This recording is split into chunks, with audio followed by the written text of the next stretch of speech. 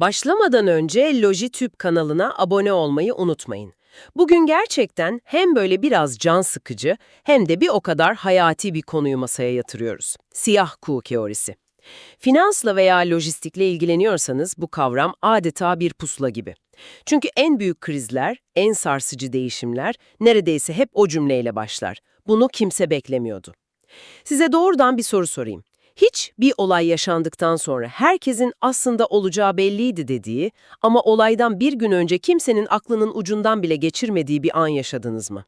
İşte bugün tam olarak bu tuhaf ve tehlikeli zihin tuzağını mercek altına alacağız. Bugünkü amacımız da tam olarak bu aslında. Bu öngörülemeyen siyah kuğu olayları neymiş? İnsan beyni bu tür olayları tahmin etmekte neden bu kadar sistematik bir şekilde başarısız oluyor? Ve en önemlisi bu kaçınılmaz belirsizliğe karşı kendimizi, şirketlerimizi, yatırımlarımızı nasıl daha donanımlı hale getirebiliriz bunu anlamak. Çünkü mesele geleceği görmek değil anladığım kadarıyla. Kesinlikle değil. Mesele öngörülemeyen bir geleceğe rağmen ayakta kalabilmek. Peki o zaman şu isimle başlayalım. Siyah kuğu. Nereden geliyor bu ifade? Arkasında çok basit ama bir o kadar da güçlü bir hikaye varmış diye duydum. Hikaye gerçekten de çok basit ve teorinin bütün ruhunu özetliyor aslında.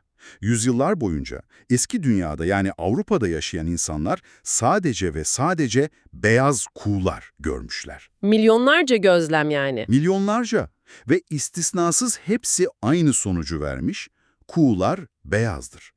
Bu o kadar kesin bir bilgi haline gelmiş ki, siyah kuğu ifadesi hani bizde balık kavağa çıkınca deriz ya, Anladım, imkansız olan bir şeyi tanımlamak için kullanılıyor. aynen öyle. İmkansızın metaforu olmuş. Yani elinizde bir şeyi kanıtlamak için milyonlarca gözlem var. Bundan daha sağlam bir kanıt olamaz herhalde. İşte tuzağa düştüğümüz yerde tam burası. Ta ki 17. yüzyılın sonlarında Hollandalı kaşifler Avustralya'ya gidip, Orada gerçekten siyah kuğuları görene kadar evet, kapkara kuğuları keşfediyorlar. O an, bakın tek bir gözlem, milyonlarca gözleme dayanan o binlerce yıllık sarsılmaz bilgiyi bir anda çöp haline getiriyor. Bu teoriyi geliştiren düşünür Nassim Nicholas Taleb'in de anlatmak istediği tam olarak bu. Bazen tek bir beklenmedik veri, bildiğimizi sandığımız her şeyi temelden sarsabilir. o halde bir olayın siyah kuğu sayılması için ne gerekiyor? Yani her beklenmedik olay bir siyah kuğu mudur? Belli bir tanımı var mı? Var. Çok net bir tanımı var. Talebe göre bir olayın siyah kuğu olarak etiketlenmesi için 3 temel özelliği aynı anda taşıması gerekiyor. Nedir onlar? Birincisi tam bir sürpriz olması, yani istatistiksel olarak aşırı nadir olması. Hiçbir geçmiş modelin, hiçbir uzmanın öngöremeyeceği bir şey, tam bir aykırı değer. İkincisi de herhalde etkisinin çok büyük olmasıdır, değil mi? Yani mahalledeki bakkalın iflası bir siyah kuğu sayılmaz. Kesinlikle. İkinci özellik, etkisinin devasa olması. Bu olaylar sadece küçük bir alanı etkilemez, tüm sistemde bir domino etkisi yaratır. Ekonomi, toplum, teknoloji. Oyunun kurallarını yeniden yazıyor adeta. Aynen öyle. Ve üçüncüsü. İşte bu üçüncüsü en sinir bozucu olanı galiba. Herkesin olay bittikten sonra geriye dönüp aslında işaretler oradaydı ben zaten biliyordum demesi. Ve bence en tehlikelisi de bu, çünkü ilk ikisi olayın kendisiyle ilgili ama bu üçüncüsü bizim zihnimizle, bizim psikolojimizle ilgili. Geriye dönük akıl yürütme tuzağı. Evet, buna geriye dönük öngörülebilirlik tuzağı diyoruz. Olay yaşandıktan sonra beynimiz o kaotik ve rahatsız edici sürprizi hemen mantıklı bir hikayeye oturtmaya çalışır. Aslında şu rapor vardı, şu kişi uyarmıştı falan gibi. Tabii bunu dünyayı tekrar öngörülebilir ve kontrol edilebilir hissetmek için yapıyoruz. Ama bu gelecekteki siyah kuğulara karşı bizi körleştiren bir tuzak. Olayı rasyonelize ettiğimiz an ondan asıl dersi alma yeteneğimizi de kaybediyoruz. Hangi dersi? Dünyanın sandığımızdan daha rastlantısal bir yer olduğu dersini. Bu çok mantıklı. Peki bu teoriyi biraz daha somutlaştıralım. Herkesin aklına ilk gelen örnek sanırım 2008 küresel finans krizi. O zamanlar her şey güllük gülistanlıktı ama bir anda bütün sistem çöküyordu. Orada kimse neyi göremedi? 2008 krizi, siyah kuğu teorisi için adeta bir ders kitabı örneğidir. Krizden önce dünyanın en parlak finans mühendislerinin geliştirdiği risk modelleri vardı. Bu modeller milyonlarca veriye dayanarak ABD'deki konut kredilerinin riskini hesaplıyordu. Ve modeller ne diyordu? Modellerin temel varsayımı şuydu: ABD genelinde konut fiyatları toplu olarak asla düşmez. Belki bir eyalette düşer, diğerinde artar ama ülke çapında bir çöküş imkansız olarak görülüyordu. Tıpkı bütün kuğuların beyaz olması gibi. Ama oldu. Hem de nasıl? Subprime denen düşük kaliteli krediler karmaşık ürünlere dönüştürülüp güvenli diye bütün dünyaya satıldı. Kimse Amerika'nın bir köşesindeki birkaç bin sorunlu kredinin küresel finans sistemini bir domino taşı gibi yıkabileceğini öngören bir model kurmamıştı. Ve krizden sonra herkes zaten belliydi demeye başladı. İşte bu. Bu açgözlülüğün sonu belliydi demeye başladılar. İşte bu da üçüncü kriter. Kriz öncesi o yorumları yapan ana akım ekonomist sayısı bir elin parmaklarını geçmezdi. Daha yakın ve hepimizin yaşadığı bir örnekte COVID-19 pandemisi. Bu tam bir siyah kuğu değil miydi? 2019 sonunda kimse bir virüsün bütün dünyayı evlere kapatacağını hayal bile edemezdi. Bu ilginç bir tartışma konusu aslında. Birçok açıdan evet, siyah kuğunun tüm özelliklerini taşıyor. Öngörülemedi, etkisi devasa oldu Ve şimdi herkes geriye bakıp Bill Gates yıllar önce uyarmıştı diyor. ama Ama bazı düşünürler COVID-19'un bir siyah kuğu değil, bir gri gergedan olduğunu söylüyor. gri gergedan mı? O da ne demek? Gri gergedan, uzaktan size doğru koşan, gördüğünüz farkında olduğunuz ama büyüklüğü ve hızı nedeniyle bir şey yapmayıp görmezden geldiğiniz devasa bir tehlikedir. Yani siyah kuğunun aksine öngörülemez değil, görmezden gelinen bir tehdit. Tam olarak bu. Yıllardır epidemiyologlar, istihbarat örgütleri küresel bir salgın riskiyle ilgili raporlar yayınlıyordu.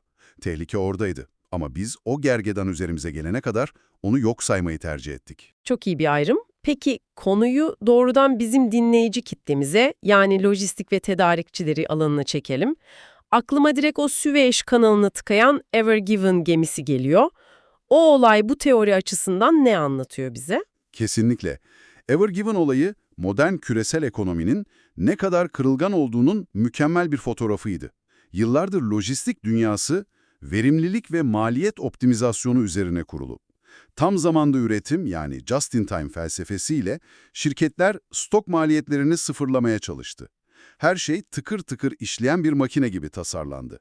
Kulağa harika geliyor. Stok yok, maliyet yok. Evet, ama bu sistemin hiç esnekliği yok. Sıfır esneklik. Ve Süveyş kanalı gibi bir dar boğazda tek bir geminin yan dönmesiyle o mükemmel makina haftalarca durdu. O verimlilik sandığımız şeyin aslında bir kırılganlık olduğunu gösterdi. Aynen öyle. Aşırı optimize edilmiş bir sistem aynı zamanda aşırı kırılgandır. O olay yüzünden Türkiye'deki birçok fabrika o gemideki bir konteyner yüzünden üretimini durdurmak zorunda kaldı. Bu kadar örnekten sonra insan sormadan edemiyor. Madem bu tür olaylar tekrar tekrar yaşanıyor, biz neden sürekli gafil avlanıyoruz? Sorun nerede? Sorun büyük ölçüde son söylediğinde. Zihnimizin çalışma şeklinde. Bunu açıklamak için talebin meşhur hindi metaforu mükemmel bir araç. Evet, onu merak ediyorum. Şöyle düşünün. Bir hindi bir çiftlikte yaşıyor ve hayatından çok memnun. Tam 1000 gün boyunca her sabah çiftçi geliyor, ona sevgiyle yem veriyor, suyunu tazeliyor. Hindi de bir bilim insanı gibi veri toplamaya başlıyor. Elinde 1000 günlük son derece tutarlı bir veri seti var. Ve bu verilere dayanarak bir gelecek modeli kuruyor. Aynen öyle. Kurduğu model istatistiksel olarak kusursuz görünüyor.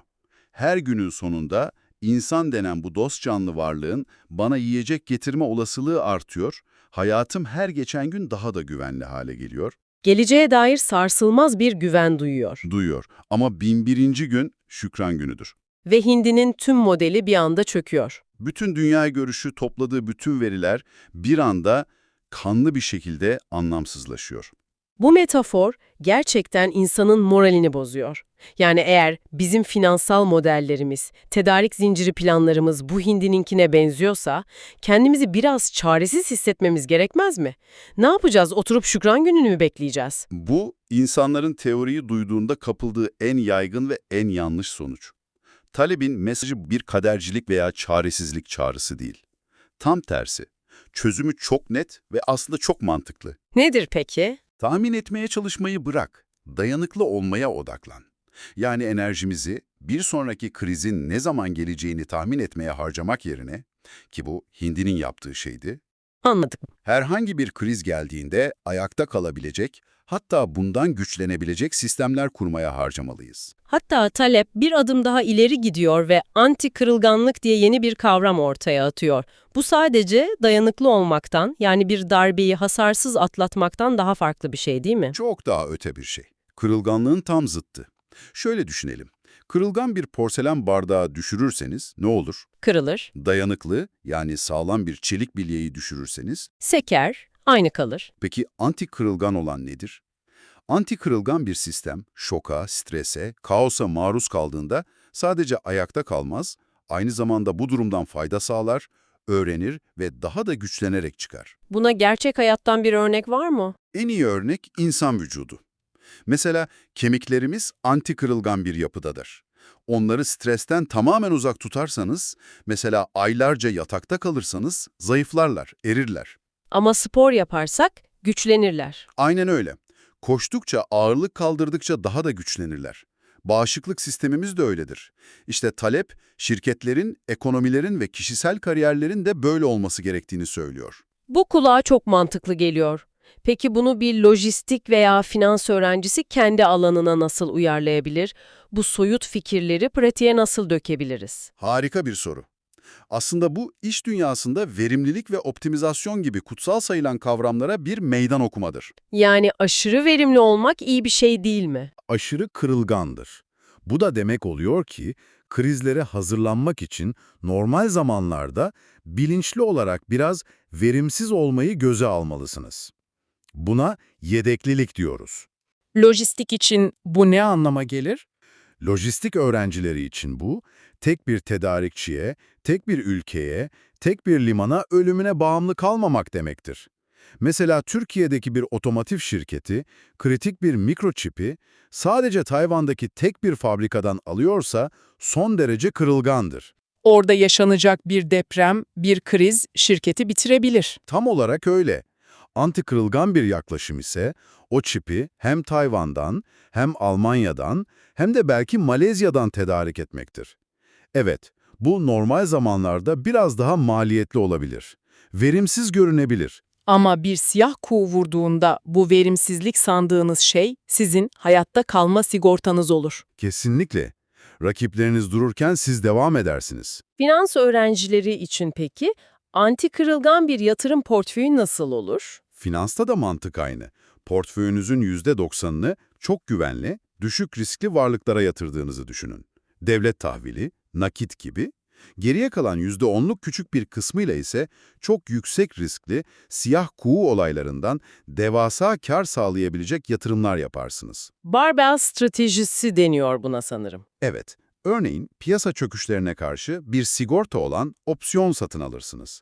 Bu opsiyonlar piyasa normal seyrindeyken size küçük bir maliyet yaratır, sigorta primi ödemek gibidir. Ama büyük bir krizde Ama 2008 gibi bir siyah kuğu yaşandığında o küçük yatırımınız yüzlerce kat değerlenerek portföyünüzdeki kaybı telafi etmekle kalmaz, sizi kâra bile geçirebilir. yani amaç her senaryoda biraz para kazanmak değil, normal zamanlarda küçük kayıpları göze alıp büyük bir felaketten fayda sağlamak. Tam olarak bu. Bir diğer temel kural da aşırı borçlanmadan kaçınmaktır. Borç, bir şirketi şoklara karşı aşırı kırılgan hale getiren bir numaralı faktördür. Esnekliğinizi yok eder. Konuyu toparlayacak olursak şunu net olarak söyleyebiliriz. Dünya okulda öğrendiğimiz gibi düzenli, tahmin edilebilir bir yer değil. Asıl büyük değişimler, asıl büyük kazançlar ve kayıplar bu öngörülemeyen siyah kuğu sıçramalarıyla geliyor. Kesinlikle. Bu durumda önemli olan geleceğe gören sihirli bir kristal küreye sahip olmaya çalışmak değil, en şiddetli fırtınaya bile dayanabilecek, hatta o fırtınanın rüzgarıyla yol alabilecek sağlam bir gemi inşa etmek. Son bir vurgu yapayım. En güvenli strateji, en güneşli, en sakin günde bile ufukta bir fırtınanın patlak verebileceğini kabul etmektir. Ve tüm sistemlerimizi, kariyerimizi, yatırımlarımızı, şirketlerimizin tedarik zincirlerini bu olasılığa göre esnek, çeşitli ve dayanıklı hale getirmektir. Kırılganlığı azaltmak ve mümkünse stresi güce çevirmek. Belirsizdir dünyada ayakta kalmanın ve hatta başarılı olmanın tek yolu bu. İşte size üzerinde düşünecek bir soru. Şimdiye kadar hep küresel olaylardan, finansal krizlerden, pandemilerden bahsettik. Peki ya kişisel siyah kuğular? Kariyerinizi bir anda bambaşka bir yola sokan beklenmedik bir iş teklifi, bildiğiniz her şeyi bir anda geçersiz kılan yapay zeka gibi yeni bir teknoloji veya tüm planlarınızı alt üst eden ani bir sağlık sorunu. Sizin kendi hayatınız, kariyer planınız bu tür kişisel siyah kuğulara karşı ne kadar dayanıklı, ne kadar anti-kırılgan?